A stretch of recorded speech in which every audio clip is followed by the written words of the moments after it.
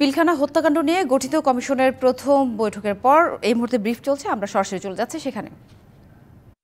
এবং সেটা করতে গিয়ে যারা দায়ী হবে দালিলিকভাবে সার্কামস্টেন্সিয়াল এভিডেন্সের কারণে এবং বিভিন্নভাবে মিডিয়াতে যেভাবে এসছে, তখন সে বিষয়ে আমরা মতামত দেব।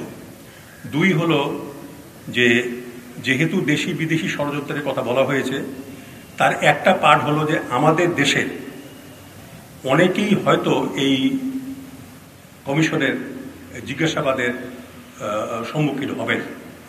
এইসব ব্যক্তি 5 আগস্ট যে বিপ্লব হলো, সেই বিপ্লবের পরে দেশ থেকে তারা চলে গেছেন। আমরা জানি এতটুকু যে দেশে দায়ী, তারা কোথায় আছেন, কোন দেশে আশ্রয় নিয়েছেন, সেই সব দেশের সঙ্গে আমরা আমাদের যে ফরেন মিনিস্ট্রি আছে, পররাষ্ট্র মন্ত্রণালয়, তাদের মাধ্যমে আমরা যোগাযোগ করব এবং প্রয়োজন হলে আমরা ওই দেশের সঙ্গে আলোচনা করে যদি এক্সট্রাডিট করা সম্ভব না হয়, তাহলে আমরা টিম পাঠাবো সেখানে তাদেরকে টেস্টিফাই করার জন্য, তাদের স্টেটমেন্ট নেওয়ার জন্য।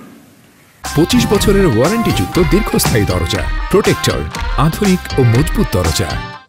আরো যদি কারো কোনো প্রশ্ন না থাকে তাহলে অনেক ধন্যবাদ। আসসালামু আলাইকুম, আবার দেখা হবে।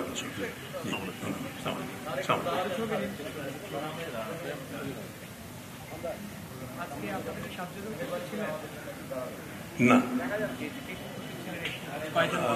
আমাদের চন্দন নামে একজন ইউনিভার্সিটির প্রফেসর, জগন্নাথ বিশ্ববিদ্যালয়, তিনি ইস্তাম্বুলে আছেন।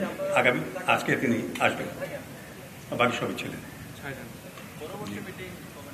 এইটা হলো যে বিষয়গুলো আমরা বললাম, ওগুলো নিশ্চিত হলেই তারপরে আমরা বলব। জি, 3 মাস।